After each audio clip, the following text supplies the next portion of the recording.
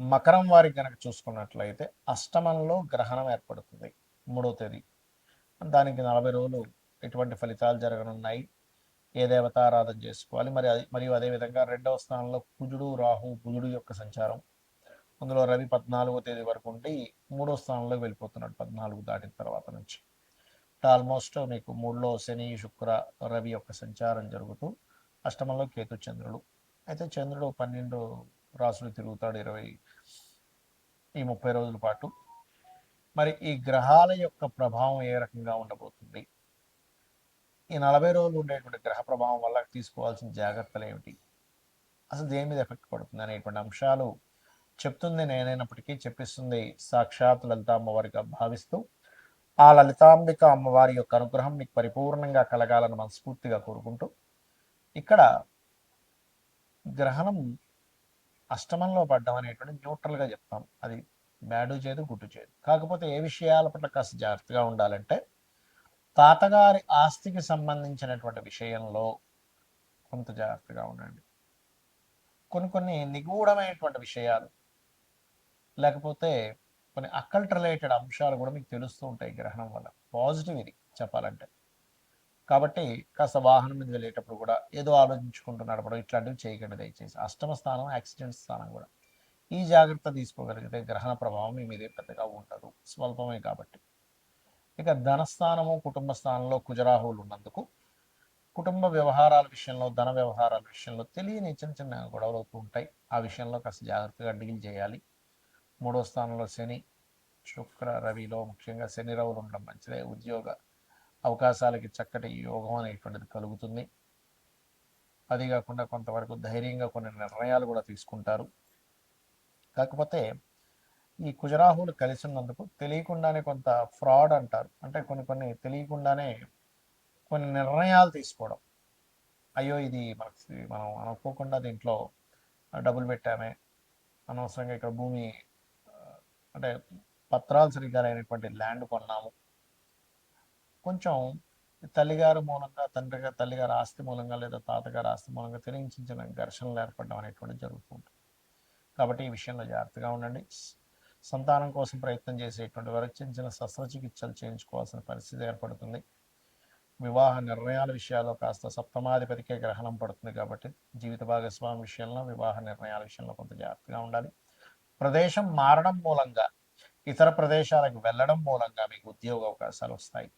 చాలామందికి ఏంటంటే గ్రహణ సమయంలో ఎందుకు గుళ్ళు మోస్తాము, గుళ్ళులో ఆలయంలో ఉండే భగవంతుడికి ఏదో అయిపోతుంది, తన శక్తిని కోల్పోతాడు కదా అని అనుకుంటారు. కానీ అది పూర్తిగా తప్పు. ఎక్కడ శాస్త్రంలో గ్రహణ సమయంలో గుడి మూసేయాలనేటువంటిది ఎక్కడా లేదు. ఎందుకు మూసేస్తారంటే అమ్మో ఆయన కూడా శక్తిని కోల్పోతారండి, టెంపుల్ శక్తిని కోల్పోతున్నారు, అది పూర్తిగా అబద్ధము.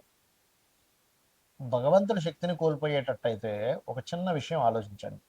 మనం గ్రహణ సమయంలో ఏం చేస్తాం, గ్రహం అనేటువంటిది ఏమిటి, ఏదో భయపడడానికి భయపెట్టడానికి కాదు, గుర్తుపెట్టుకోండి.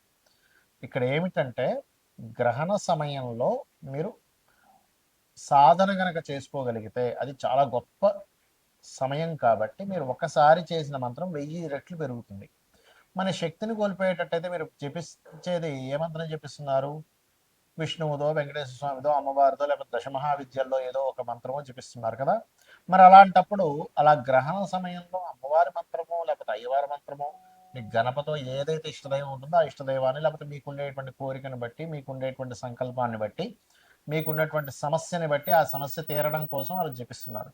మరి మంత్రం ఎవరిది, అమ్మవారికి సంబంధించి దేవతా సంబంధించిందే కాదు. మరి అలాంటప్పుడు శక్తి కోల్పోయి గుళ్ళు మూసేసే అంత స్థితి ఉంటే కనుక మరి ఆ సమయంలో దేవత ఎందుకు చేస్తున్నాం. కాబట్టి అలా ఏమి శక్తి కోల్పోవడం కాదు. ఇది ఏమిటంటే పర్టికులర్గా ఇప్పుడు ఆ సమయంలో ఉన్న ప్రదేశంలోనే కూర్చొని సాధన చేసుకుంటే సాధన వలన మనకి మన యొక్క పాజిటివ్ ఎనర్జీ పెరుగుతుంది. ఇక్కడ మనకి సమస్యలు ఎందుకు వస్తాయంటే నెగిటివ్ ఎనర్జీ ఎక్కువ అవడం వల్ల. సమస్యలు ఎప్పుడు తీరుతాయంటే పాజిటివ్ ఎనర్జీ ఎక్కువ అవడం వల్ల. మనం చూడండి, ఒక హోమం చేయించుకుంటాం, లేకపోతే ఒక పూజ చేయించుకుంటాం, ఇంట్లో సత్యనారాయణ స్వామి వ్రతం చేయించుకున్నామండి, నవగ్రహ హోమం చేయించుకున్నామండి, చండీ పారాయణం చేయించుకున్నామండి అంటూ ఉంటాం. ఎందుకు, ఒక మంచి జరగాలి. ఎందుకు, దేవతా శక్తి మనకి తోడుగా ఉంటే మన యొక్క పాజిటివ్ థింకింగ్ కానివ్వండి, మనకు ఉండేటువంటి కర్మలు కానివ్వండి అన్ని కంట్రోల్ చేయబడతాయని. మరి ఈ గ్రహణం పట్టినంత మాత్రం చేత భగవంతుడు దాన్ని కంట్రోల్ చేయలేడు, అందుకే మూజేస్తున్నాం అనుకోవడం పూర్తిగా తప్పు, గుర్తుపెట్టుకోండి. కాకపోతే ఏంటంటే ఎక్కువగా ఈ పౌరహిత్యంలో ఉండేటువంటి వారు చేస్తారు కాబట్టి ఆ సమయంలో కాస్త గుడిని మూసి ఆ జపంలో కూర్చుంటాడు, అంతేగాని మరొకటి ఏం కాదు. మరి ఈ గ్రహణ సమయంలో మీకు ఉండే సమస్యని బట్టి ఎటువంటి మంత్రం చేసుకోవాలి? లలితా సహస్రనామాలు చూడడానికి నామాలు, కానీ వాటిని కూడా అపౌరుషములు అంటారు. అంటే ఎవరో మనుష్యులు రచించినటువంటిది కాదు, వేదమంత్రంతో సమానం. కాబట్టి అప్పుల బాధలు చాలా మందికి ఎక్కువగా ఉన్నాయి. చక్కగా కూర్చొని మీరు ఓం అపర్ణాయై నమః అనే మంత్రం కనుక చేసుకోగలిగితే అద్భుతంగా మీకు అప్పుల బాధల నుంచి బయటపడతారు. లేదంటే ఫైనాన్షియల్గా నాకు గ్రోత్ రావాలి, ధనస్థానం బాగాలేదు, మన జన్మజాతకంలో ధనాధిపతి బాలేడని చెప్పారు, మరి లక్ష్మీ స్థానం అనేటువంటిది పాడైపోయిందంటే ఏమి టెన్షన్ పడకండి. చక్కగా మీరు ఓం సంపత్కరీ సమారూఢ సింధుర వ్రజ సేవితాయై నమః అనే మంత్రం చేసుకోండి. లేదా ఓం ధర్మాధ్యక్ష ధనాధ్యక్ష ధనధాన్య వివర్ధిని నమః. ఈ మంత్రం ద్వారా మనం ఒక విషయాన్ని గ్రహించాలి. ఏమిటది అంటే, ధర్మమునకు అధ్యక్షురాలు అమ్మవారు, ధనమునకు అధ్యక్షురాలు. అంటే ముందు ధర్మానికి అధ్యక్షురాలు. అంటే మనం కనుక ధర్మంగా ఉండగలిగితే లక్ష్మీదేవి ఆటోమేటిక్గా వస్తుంది. చాలా మంది ఏంటంటే ఇవాళ రేపు ఉండే సొసైటీలో కలిగేటువంటి కొన్ని మార్పుల వల్ల లేదండి ధర్మం లేదు, న్యాయం లేదు, ఏమీ లేదు, అధర్మంగా ఉంటేనే లోకం ఉంటుంది అనుకుంటారు. తప్పు. మనం చూడండి, మనం ఏదైనా ఒక విషయం, ఒక వస్తువు కొనుక్కోవాలన్నప్పుడు, ఒక మనిషిని తీసుకోవాలన్నప్పుడు ఆ వ్యక్తి ధర్మంగా ఉంటాడా లేదా, కరెక్ట్ పర్సనా కాదా అని చూస్తున్నాం కాబట్టి. అంటే ప్రతి ఒక్కరికి కూడా కరెక్ట్ పర్సన్, కరెక్ట్ ప్రోడక్ట్ కావాలనుకుంటున్నాం. అలాంటప్పుడు దాన్నే కనుక మనం ఆశ్రయించున్నట్లయితే ఖచ్చితంగా ఒకరోజు కష్టంగా ఉన్న తర్వాత రోజు ఖచ్చితంగా విన్ అవుతాము, ఇది గుర్తుపెట్టుకోండి. అలాగే వివాహం అవ్వట్లేదు, ఓం కామేశబద్ధ మాంగళ్య సూత్ర శోభిత కందరాయే నమః అనే మంత్రం చేసుకోండి. వివాహ జీవితం బాగోలేదు అంటే కొంతమందికి 12వ స్థానం పాడైతే, సప్తమ వ్యయస్థానాలు రెండూ పాడైతే, వివాహ జీవిత స్థానం కనుక పాడైనట్లయితే వివాహం చేసుకుంటారు, కానీ ఎప్పుడూ ఏదో ఒక గొడవ మాత్రం వాళ్ళకి ఇబ్బంది వస్తూనే ఉంటుంది.